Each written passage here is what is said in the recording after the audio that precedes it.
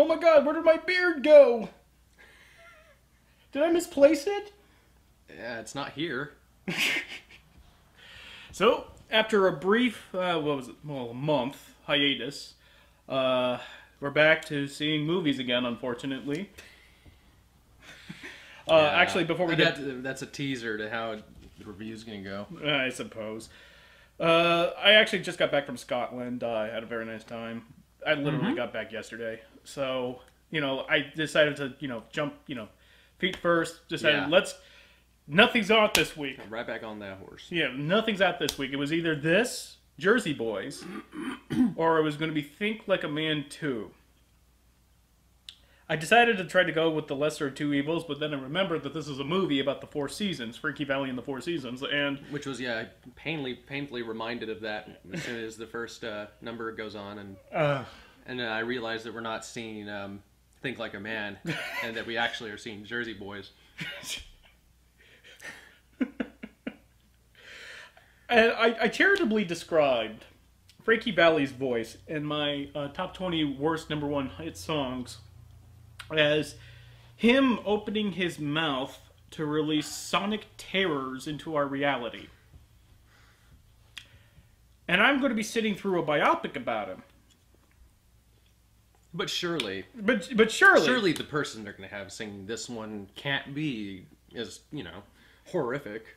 Well, they're trying to sing like Frankie Valli. If you're going to try to sing like shit, you're going to sound like shit. But the thing that galls me about this movie especially is the fact that every single character in this movie is pretending like he has the voice of an angel. It literally reduces Christopher Walken to tears. It's some of the best acting I've ever seen.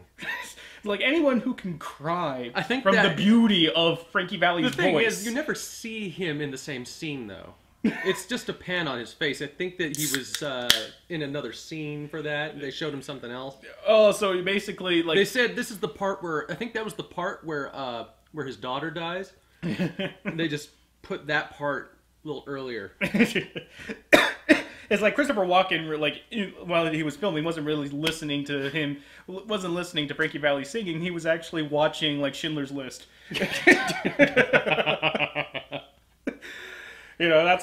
That's some good editing right there. Wow, this is a sad movie. It's like, Clint, why did you invite me out to this movie studio so I could watch this sad movie?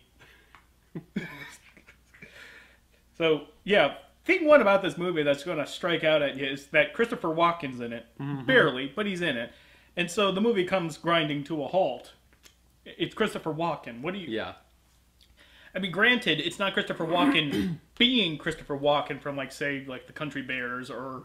Well, certainly sounding like Christopher Walken. Well, sounding like him. Because, certainly. Because at this point in his career, what can he be but a walking, living internet joke? I mean, he's not an idiot. Well, he knows... Well, to put it harshly, but... I mean, the guy hasn't really acted in a movie since Catch Me If You Can. Where he plays Leonardo DiCaprio's father. I mean, that's the last time he actually acted in a movie. Here, he's just being... I guess I'm a mobster. Yeah.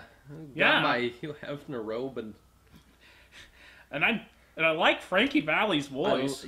I like the Four Seasons. Wow, that boy. So, for those of you who don't know, Jersey Boy is based off a Broadway stage play. I think it's a musical of the same name. That explains a lot. Yeah, it can. So, it's all about the life and times of Frankie Valli and the Four Seasons and the trials and tribulations of being a shitty pop group in the shittiest time to make pop music. No, seriously, I done research on this. And the late 50s and early 60s were god-awful. God-awful. As far as... Like, if you can't stand doo-wop, like, if you just think that doo-wop is all samey-sounding because it's kind of based off of...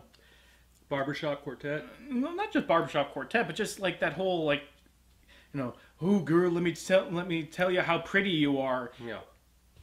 That kind of music. Very shallow. No, I wouldn't say it's shallow. It's just saccharine. It's just saccharine. It's just saccharine music. But that was all that there was in the late 50s, early 60s. Mm-hmm. It was hell on earth. I would kill myself if I had to live during that time and that was only music available. Mm-hmm. I mean, like, you sucked the color out of the world. Maybe that's why all the TV was black and white, because there was no color. Yeah. There literally was no color because music was that bad. But, going off track here, if you couldn't tell from the title, the boys, they be Jersey boys. And they're, like, wannabe mafioso, I suppose is the word. Like, one of the band members is this greaser who basically gambles, steals things, but on the side has a band, which is... He's your typical mook. He's a typical mook, but he's, like, trying to give his friend Frankie the shot because he sings like an angel. Like, this is Frankie Valli we're talking about here. This is the guy who sang Big Girls Don't Cry, you know. Big Girls Don't Cry! Voice of an angel here. Reduces Christopher Walken to tears. Softly, won't come out tonight. It's like every time the actor who's playing Frankie Valli is on screen, and by the way, the guy playing Frankie Valli looks like Fez from the '70s show, especially especially when he gets to the. Oh god. He looks like Wilmer Valderrama, and yeah. Especially during like the second half of the movie where it's in the '70s, and he's like wearing what Fez would wear. Yeah. So, and I don't know how, but this dark-skinned Italian guy gives birth to the nostalgia chick. like the actress who plays his daughter during her teenage years looks like Lindsay. She totally does. Like, on top of everything else that keeps distracting me from this movie, it's just like how eerie these actors look like other actors. Like, is like one of the band members played by Steve Buscemi? Yeah, that guy was like there's this guy younger, slightly better looking Steve Buscemi. All right, so the actual songwriter of the Four Seasons, I forget, like his name is Billy something. No, it wasn't Billy, but whatever. The songwriter Bobby, was it? Bobby, or I'm pretty sure it was Bobby. He looks like a handsome Steve Buscemi, yeah. And I know that's a contradiction in terms. I know that's an oxymoron. Handsome Steve Buscemi. It's yeah, you know, but Buscemi is like, he looks so bad. He looks great. He has a unique face. He has just one of those, you know. And he's got tons of charisma. Of course. He makes his look work for him. He's Buscemi, that is. Yeah, but this guy, he goes through the movie looking like a handsome Steve Buscemi, but then he grows a Van Dyke beard, like a. He grows a Hans Gruber beard. He grows a Hans Gruber beard, and he looks like the evil Star Trek Universe version of himself. That's what it was. I was trying to put my finger on it. It's like that's exactly what it was. Did he was he replaced with an evil twin or something? But it follows this. The movie follows the traditional biopic beats, like. You know, they're starting from nothing, then they move on to greatness. They got a gay manager. Yes, and what was it? They named their band after seeing the Four Seasons Hotel. No, it wasn't the Four Seasons Hotel. It was the Four Seasons Bowling Alley. Oh, which whatever. I don't like. Whatever. Yeah, sure. I have no idea if that actually happened or if that's just theatrics. But when that happened, no, it wasn't that. It wasn't that. It was. Okay, they were writing songs, and they were trying to think of a hit. I know what you're talking about. Yeah, and they were trying to... You're talking about Big Girls Don't Cry? Yeah, so they're trying to come up with a hit, and then they're watching television, and, you know, I forgot the movie, but, like... Was it, frickin', no, that was later on that they showed the Clint Eastwood film. Yeah, because they dropped a Clint Eastwood film, of course, because he's directing it. Yeah, of course, yeah. But the thing about it, right, the actor of the movie they're watching slaps the actress, and she says, one of the guys... What was it? It was like, why are you smiling? Like, oh, I'm going to wipe that smile. I'm going to wipe that smile. But I like to smile. I can't help but smile. No, like, I'm going to wipe that smile off your face, and she says, like, dare ya, and slaps And her, of course, pastes her one, and then face. they are watching that, and one of the, I think it was Nikki or something, the bassist of the band, says like, "You think she's gonna cry?" It's like, "Big girls don't cry." And then it was like the light bulb goes on, and then one of the fucktards, one of the absolute cockstains of humanity that was in the audience with us, claps during that. Claps. That means a lot. That's a personal insult to this guy. You do not applaud stupidity. Mm-hmm. You do not applaud hack writing. You don't do that. You have one of those flash urges to, like, what's the matter with you people? And I've had those several times over this year of movie watching, but that was, another one of those moments. Mm-hmm. If you're trying to get it, if you're trying to think, okay, what's the plot? What is the plot? All right, have you ever seen a movie, like it's an Italian, like poor Italian, Jersey boy, Jersey guys hit it big. What kind of problems do you think they face? Do you think they get in trouble with the mafia? Do you think they get in trouble with big personalities? Congratulations, you just have the movie. You have the entire movie. Yeah. Honestly, why was this story necessary? Honestly, ask yourself, what was it about this? What was it about their story that needed to be told? That wasn't told a million times before in other similar musicals, movies, what have you. It was painted in a way it seemed significant, but, it wasn't. You really, if you really just put down on paper everything that's going on, it's just inner turmoil in a group that's not really significant. Not significant. I mean, like, they were, like, the biggest hit makers of the earth. They had the most popular music back in the the early 60s. Yeah, they had a bunch of #1 hits. The story is... Yeah, I know, but the story tries to paint them out that we're watching the story of the Beatles, or we're watching the story of the Rolling Stones, or we're watching, the story of... Yeah, like we effect on the people who were there at the time, and it just wasn't there. It wasn't happening. It was the Four Seasons. The Four Seasons. The problem with them as a band was that they lived during a time when there was so much more important shit going on than music. And their music did not reflect that whatsoever. I mean, there's a reason why people remember bands like the Yardbirds or Bob Dylan, because their music was singing about the times. They were singing about the times. The times reflected the music reflected the times. But the Four Seasons was just the sappy, syrupy, sweet, doo-wop band. Very stuck on the 50s. Very stuck on stuck on the wheel of doo-wop and Sha-na-na, etc., etc. Yeah. Exactly. So if you care about the band, I get because the audience that we saw it with were nothing but middle-aged and older people and watching a nice movie about... Surely people who were big fans. Surely people who love the music. Not quite us. Nowhere. So you may go ahead and say, well, why are you watching it then? That's a good question. Well, because it was either this or the movie where a bunch of black actors stick around Las Vegas. I guess I got a little bit of culture, brushed up on some of my Four Seasons lore. Because this shit's important,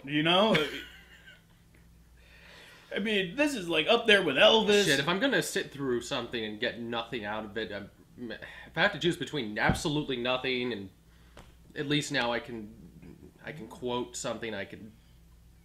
At least you left the movie knowing something that you didn't. I left knowing something more than I did when I came in.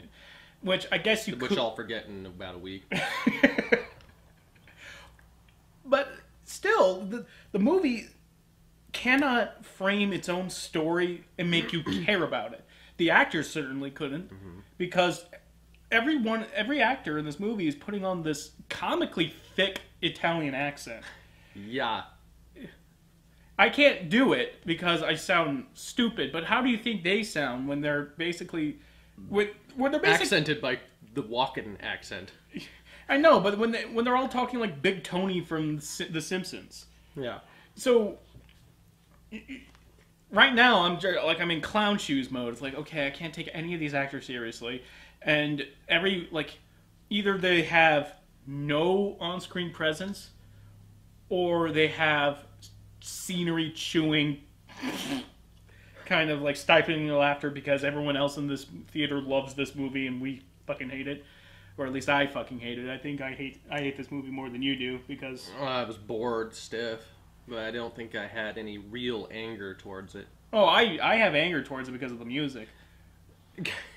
I mean, I fucking hate the Four Seasons. There were certainly points where I wanted to plug my ears because it sounds like it's so freaking cartoonish. This voice. I mean, I don't remember. I know Four Seasons has quite a very high falsetto range, Valley. and but I don't remember it sounding this obnoxious and nasal. It was literally like it was like uncanny valley to a female male voice range. It was like there's some. It's like it sounds like it's a woman, but it's not as it's the lungs aren't quite separated enough. You know, or they're too close together. It's creating a nasal vibrant sound. It's just really it's almost nauseating. What was it? I described it on the car ride home as Darth Vader is behind the camera, force choking the actor to get him to sound that forced. It's like it's quasi female sounding, but in that way that you get confused between kind of like when you hear Boy George, except not good. No. It was just, and then a real woman starts singing with them, and then you hear the difference between the man woman voice and the woman voice, and you go, oh. That's just even weirder. I know. It's bizarre. It's a really bizarre voice. But the problem with Wilmer Valderrama is that I don't know I think that is his voice, emulating Frankie Valli. And there are some high points where he just cracks. Where his voice cracks, and it's off pitch. Excruciating cracks. But like I said, the most galling thing is that everyone's treating this as like the voice of God, just bringing people to tears. I think I think that they had to use a lot of electrical assistance on the voice because there were a lot of points where it didn't sound human. I might be with you on that. I think there might have been some auto tuning on that because no one can hit that nasally high. Yeah, going into falsetto and then going back to your chest voice. Snapping it like that, but the way he was, and hitting it so completely clean cut, it wasn't natural sounding. Yeah, I feel like he was hitting a frequency that made my skull vibrate. Yeah. That was, and you had to sit there for I think this was like a 2-hour movie. Going, Shari! It was clashing. It was hell to sit through. If you have no patience for that kind of singing, you will tear your own ears off from your skull. Yes, many times I got that vision of the face melt from the Ark of the Covenant. But from like trying to sit through this music and trying to sit through much of the story, every so often the actors kind of let loose. And they would have these moments where I think that like either Clint was asleep behind the camera or he stopped caring too. Where they would have these moments where, stifle laughter, during like the third act where it finally comes to a head and band members are just sick and tired of this moop who just continually borrows money from the band for his own debts. And the bassist basically just yells at him. So like, for 10 years, I've been rooming with this guy who doesn't know how to use towels and pees in sinks. 10 years! 10 years! 10 years! And that was like... And then Christopher Walken's, he's taking his leave and he's like, hey, you, stay out of my bathroom. Like... You stay out of my bathroom. I think that was the one legitimately funny point that I had in the movie. Exactly. I wanted more of those moments. I wanted more of these moments where the actors absolutely suck. But between like these weird directorial decisions where I can't believe it took us this long to talk about it, where they have the band members like narrate to the camera. They break the fourth wall. Yeah, they do a lot of Christian Slatering / Matthew Broderick kind of narrations where they just kind of tear. Yeah, they're singing and then he's just kind of still grooving. He just turns to the cameras like, and that's when I started talking to you, and the camera got back to just singing. It's like they each get their own turn. Yeah, of course.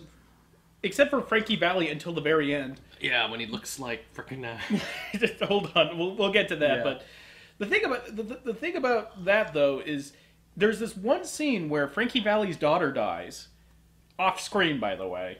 I think she swallowed pills. I think that's what they said in the dialogue. But yeah, she swallows pills and dies. Some guy, some dealer on the street, can't protect her forever from them dealers. However, but. There's a scene where he's sitting in the graveyard and he breaks the fourth wall, looks at the camera, but then looks down. You're just doing one of these faces. Like, I had a problem with that. I had a problem with that because, one... There was not a single tear shed by that man. I know. He's like, isn't this sad? And I just was just like, here's that line. I can't, I couldn't keep her on a leash or couldn't chain her to the wall. Eventually she was gonna go out and get drugs if she wanted them from some. She was just talking about how you have all these freaking mooks working for you. That you just what was he saying? I can get Danny DeVito out of the room in 12 seconds if I wave my hand. No, that wasn't. What was that? That was something completely different. But the point was, no, that wasn't the same place. It was just saying that the guy has a lot of freaking influence, and Frankie Valli actually hired some goon to track her down and bring her to him. Yeah, I mean, it seems like he could have had guys watching her anytime he wanted. I'm starting to talk like I know that's the walk-in spreads, but the point I was trying to make was that at no time did Frankie Valli address the camera. So when he looks at the camera while he's, having a lifetime original movie moment, he breaks the third wall, the fourth wall. Sorry, fourth wall. The third wall. As he breaks the third wall, like he turns to look to the left. I don't know why. Yeah, he just broke the third wall there. But he faces the camera, but he never broke the fourth wall before, so I'm not sure if he was trying to address the camera for what. I have no he doesn't say anything. He just looks at the camera for a few seconds, looks really sad, big puppy dog eyes, and then he does the and then he looks Jon back. Snow thing from Pompeii. I mean, that's his face. That's Kit Harington's face. Kit Harington, yeah. Was it Kit Harington or Kit something? Whatever. But that's just Kit's normal face. That kind of slightly pouting. All he does in the movie, though. Yeah, all he does in Game of Thrones too. At least his character calls for it. It's better in Game of Thrones. Yeah, but still, He just looks at the camera for a few moments and then just looks down and the scene ends. So if he was trying to address the camera, what was he trying to address? The fact that he's sad? I don't know what it was. Or was it like a goof where his eyes just kind of met the camera and they just long meet. It was a long connection. Yeah, it was. So and I honestly thought he was going to start narrating again. But he didn't. And that's he didn't? But he didn't, and then the scene just ends and why was this necessary? If the guy's not, actually, God, I hate having to do that. When actors aren't able to get tears out, it's it's freaking tough. But if they're not getting tears out, doing that isn't going to make things any better. That just makes it even more. Obvious. It's just there was no reason for it. There was no reason for it. But why was there addressing the camera throughout this movie? It's just peppered. It wasn't it wasn't like Ferris Bueller's Day Off where he's constantly addressing the camera, or it's not like House of Cards. But why It wasn't endearing as it is with Matthew Broderick or Christian Slater.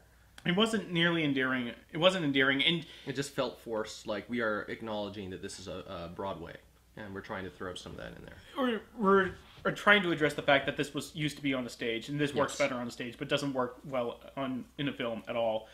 And especially it's weird when like Joe Pesci arrives. Well, an actor playing Joe Pesci, yeah, like that's another like shock to the system. It turns out Joe Pesci had a hand in forming the Four Seasons. I know, weird, just weird. And the guy who they got to play young Joe Pesci, which is one like. I'm surprised Joe Pesci wasn't born at 55 years old. Can you imagine Joe Pesci young? No. What are you, nuts?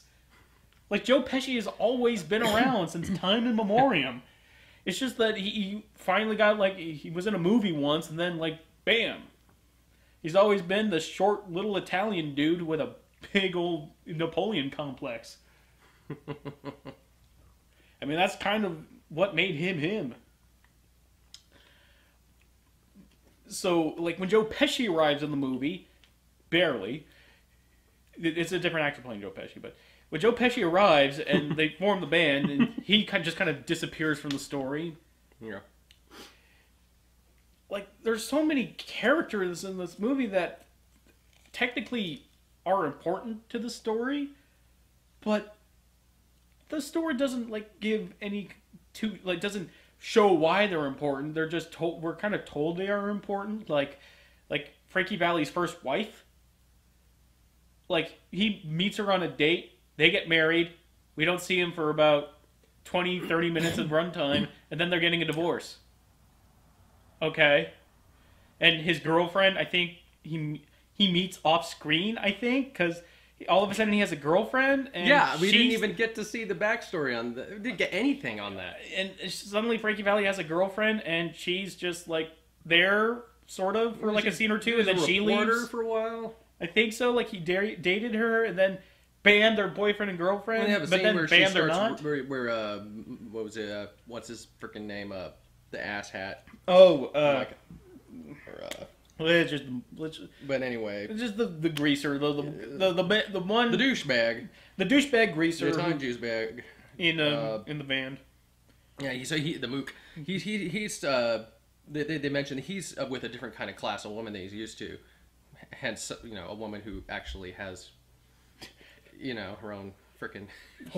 She's a reporter. Yeah, like at least she's at this scene. He starts saying all this shit about the other band members and especially about throwing Frankie. shade and there's especially about Frankie's like, I taught him everything he knows. Oh yeah, I taught him everything he knows, but not everything. I know. Not everything I know.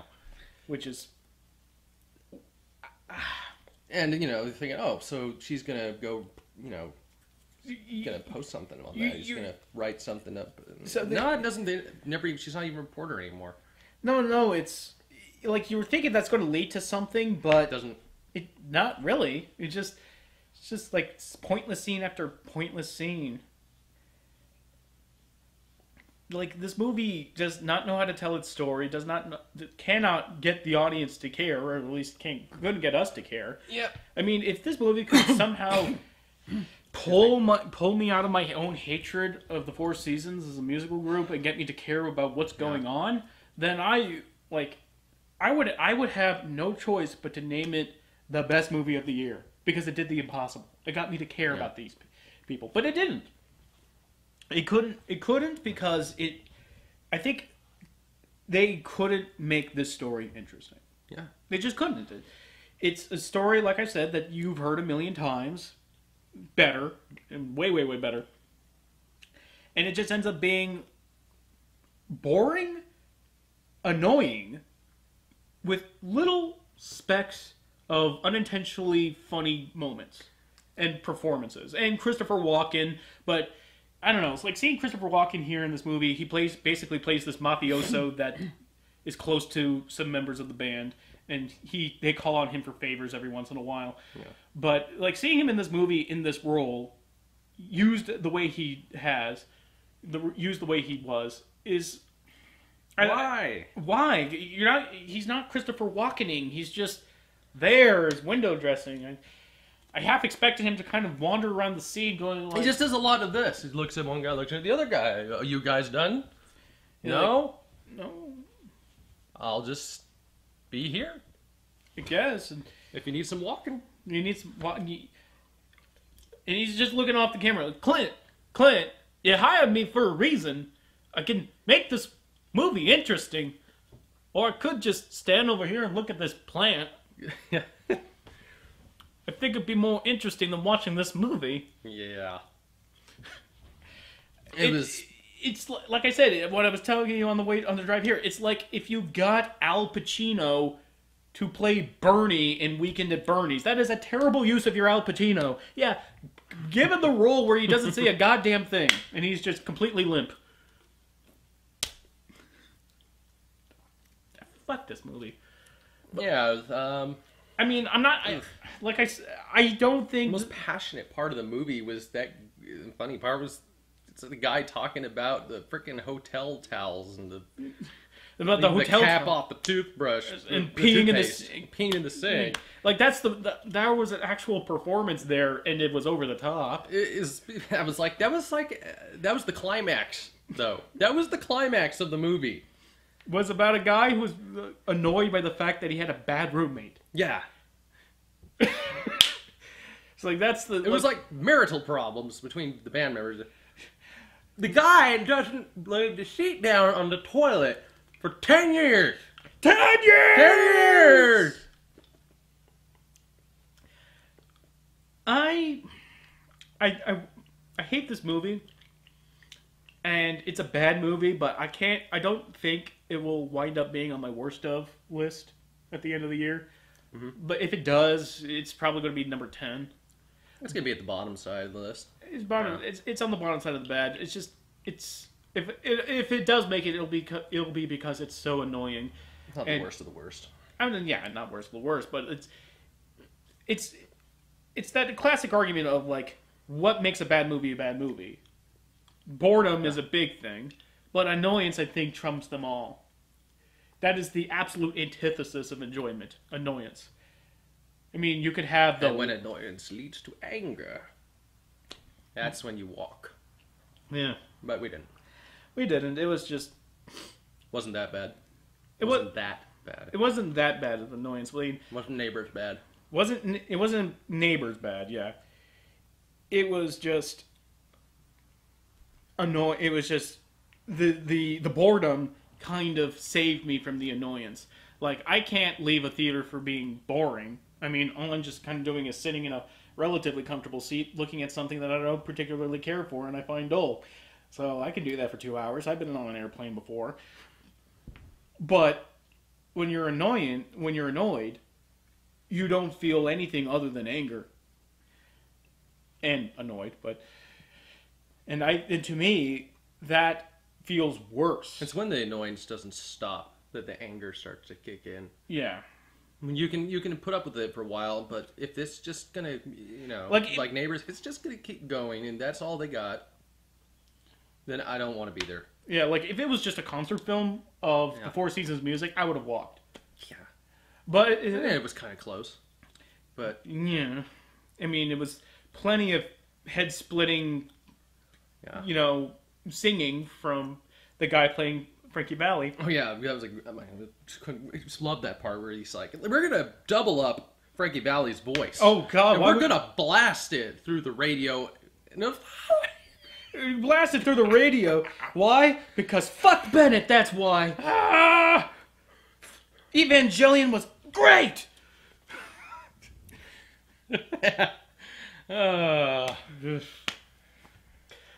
Oh yeah, and how about the frickin' the bass or the baritone? Oh god, him, man, that was hilarious. So the bassist of the band member, he's the low end of the 4-part harmony of the Four Seasons. He provides the bass, but he sounds. I don't want to make this. I don't want to make this insulting or politically incorrect, but he sounds like a retard. Why don't you? You didn't. Yes, I did. He literally sings like this. Why don't you, baby? Oh, honey. It's like Wilbur. I don't know there, Johnny. I don't know. John Wayne isn't me. Huh?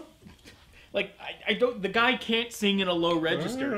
The actor can't sing in a low register, so he just... He hits the... He hits the pitch and the harmony perfectly, but his diction just makes him sound... He's kind of got this... Oh, why don't you... Surprise, surprise, surprise. Yep. And he keeps singing that with that voice, and I'm looking at him. He can't shut the fuck up about this. No, I can't. And there's like this elderly couple who are probably like, this is their Friday night date behind us, and I felt so bad. I'll rub it in. Yeah, like this was like at the end of that crap. Under the Skin. This was like at the end of Under the Skin where you start sarcastically applauding. I wasn't as embarrassed by that, but I was getting close. I mean, we're kind of bad moviegoers because sometimes in order for us to sit through a movie, we just kind of have to rib each other and just kind of like say something like, "Oh God, Frankie Valli sounds like a castrated cat." Mm-hmm. And I feel bad for doing it, but you know, the feelings well up inside and you have to let it out in some way. So I try to make it as Oh, he's just as bad as I am. Well, yeah, but at least I don't try to sing, like, mock the singing as I wasn't that loud. You weren't that loud, but if I could hear it, like as well as I'm hearing the music, then I think you're a little too loud. No, that's just because I'm breathing in your ear. Like, during the end credits where they have that song, what was it, Sherry? Where they were singing Sherry, and, you know, that bassist just keeps... using that voice. He starts mocking it every time it springs up. And I'm just like, we can't leave this theater fast enough. What the fuck are you doing? I know this is the credits, but come on. This is, you know, one of those movies where, like, I hate it more than he does for purely on the music. Like, fuck this movie. Like, fuck this movie. This non-needed, this completely unnecessary movie. Unnecessary play, too. I mean, like, if everything that happened in that movie really did happen, like, one of the band members was about $160,000 in debt to, like, some knee breakers, and then Frankie Valli had to step in and take in the debt and sing his ass off for, like, you know, dollars at crappy lounges and eating bad food at bad restaurants. If that really happened, then wow, well, that really sucks for Frankie Valli, but that doesn't make it for a good, interesting story, either on Broadway or on film.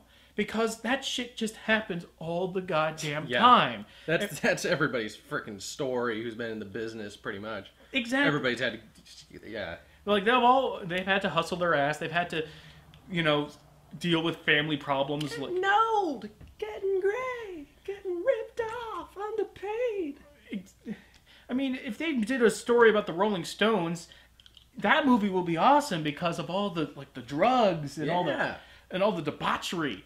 That would have been great to you know, see. Oh yeah, and the you know, the freaking the drug trips, and like, if they did something about the Beatles, that would make for a good movie. These guys not really quite that genre, so. No, but if they did something on the Beatles, that would be interesting because John Lennon is a sociopath. So, no, really, like, John Lennon was an admitted wife beater, and he had like so many he had like so many emotional issues. Yeah. So, and plus, you know, they're the Beatles. You can't help but, you know, like, they are, you know, culturally significant. They will stand the test of time, and they will last longer than any of us will. Mm-hmm. So, of course you're going to be interested. Or, like, even something like, I don't know, like Motley Crue. If they made a movie about Motley Crue, like, they don't share any kind of same kind of significance as these two bands, but their story is just again, one of like Caligulan debauchery that you just kind of want to see. Yeah. Like, wow, did like Nikki Sixx pee on the floor to try to outgross Ozzy Osbourne, but Ozzy beats him to it and actually licks up the urine before he could? That actually It licks up the urine before he can pee. No. What happened was like That's pretty impressive. I know, but they were trying to outgross each other, or like who was the crazier. And Nikki Sixx, yeah, it was Nikki Sixx, pees on the floor, and he was about to, lap it up, but Ozzy beat him to it. Oh. At least that's how Tommy Lee, that's how he tells the story. I want to see that movie. Yeah. Get John Waters to direct. It'll be great. No. When Clint Eastwood has to direct this goddamn movie. Yeah. And we had to sit through it for your entertainment. Certainly not for ours. Yeah. And like I said, it's borderline number 10 on my list of worst films of this year. But actually, before we close this out, I wanted to say that saw some movies while I was in Scotland. Sort of recent releases. Wanted to kind of catch up with everyone before I go. Saw Maleficent. Dumb, stupid, dumb, bad movie. Saw it coming. Well, yeah, we saw it coming, but like not for the reasons that we wind up being bad. That movie, if I could count it would definitely be on my top 10 so far. Just purely on the basis of how inept that movie was. Also saw that Wes Anderson movie I was telling you about, the Grand Budapest. Yeah, the Grand Budapest. I don't like Wes Anderson films. I'm not that kind of like I kind of got on record that he's one of the most overrated directors. Purely, yeah.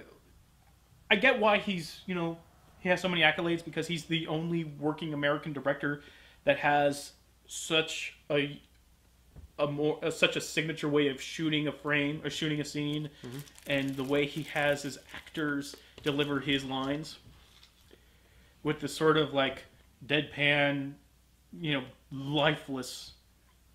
I never liked his movies because they always seem like we're watching like inanimate dolls just with speakers in their mouth, showing out these monotone lines that are glib, admittedly. What, a mumble speech or kind of? Or? Not mumble, not like mumblecore or anything. Empty. Just empty, just kind of talking a bit like this without any kind of emotional range whatsoever. Just saying lines without any kind of, emotional anchor supporting it. Just lines.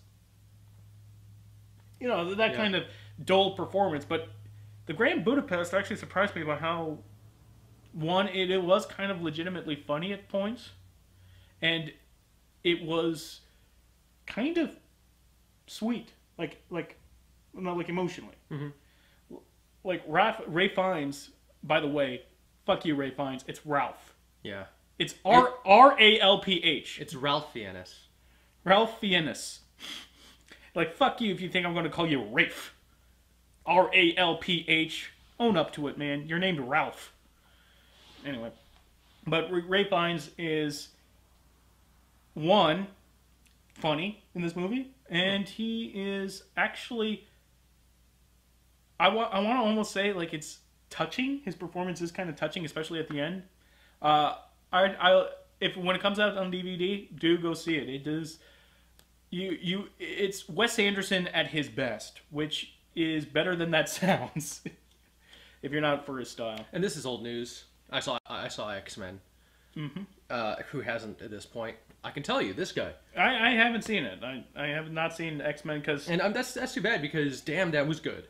Really? Oh, yeah. I liked it more than Captain America 2. I liked it better than all the X-Men movies except for the first. Now, everybody else I've spoken to liked it better than the first and the other X-Men movies, but just didn't quite. You have frickin'... You have Ian McKellen and Patrick Stewart in the first movie, so yeah, and they're kind of hard to beat. And they're barely there in this movie, as I've come to understand, yeah. right? Yeah, and there was a lot of good stuff about the first one. It was a good showcasing of the mutants and the way you generally think of them. But this was very good in its own right. Great action, good story. Okay, the story. I know that I've spoken to some other people who feel differently about that because it doesn't actually. It's not pure. It's not purist. It doesn't go with the comics. Or doesn't really match up to the comics. But it was good. It was a good movie. I guess when I saw First Class, when I saw First Class, I was underwhelmed, I suppose, because I was hearing like critical appraisal on the lines of like greatest comic book superhero movie ever made, and that was like, okay. I mean, how with accolades like that, how can you not be underwhelmed from the movie, especially with First Class, which is not a bad movie by any stretch of the definition. It's just a movie that I felt was, well, that certainly was capable. Yeah. Problems with this movie? Not very many. Mainly Magneto's abilities are definitely enhanced. We're to the point where he can see where the metal's going all the way into like robots, circuitry, and stuff. Maybe that makes sense on some kind of level that I'm not aware of about Magneto. But that's fine. I can get over that. That's fine. The Sentinels, the futuristic ones, that's okay. It's the future, but they were supposed to get them right in the past. In the present, I guess you would say. But they're way small. Like, Wolverine's like, when he's fighting the Sentinels, he's like the size of their head, or smaller. But in this one, they're like 3 times the size of a normal guy. Yeah, the point of the Sentinels was that they were supposedly this huge, towering, like... You're supposed to they have battles on the Sentinels. Yeah, I know, but you don't... Which makes it all the weirder, like how quickly they're dispatched in the cartoon. Like they're supposedly like the mutant eradication, mutant eradication team, and then fucking Cyclops bitch slaps them. Fucking Scott Summers. Scott Summers just does like, here's a blast from a probe. It's like, oh come on. It's like that same blast just knocks guys back. Yeah. When he uses it normally, but on the Sentinels, it's like critical hit. Critical hit, decapitation. Yeah, freaking speaking of decapitation, I mean, Wolverine's claws are this big, but he can decapitate their entire head one hit. I know. Because there's a lot of force. There's a lot of force. Yeah, it's literally... it's fun stuff, though, and they didn't really have that. They didn't get the Sentinels right in this movie. They just didn't. Last thing is Mystique's bodysuit. Now that's where it starts to get more in line with the kind of stuff that I tend to nitpick and fret about. Mm-hmm. Nitpick as Jessica.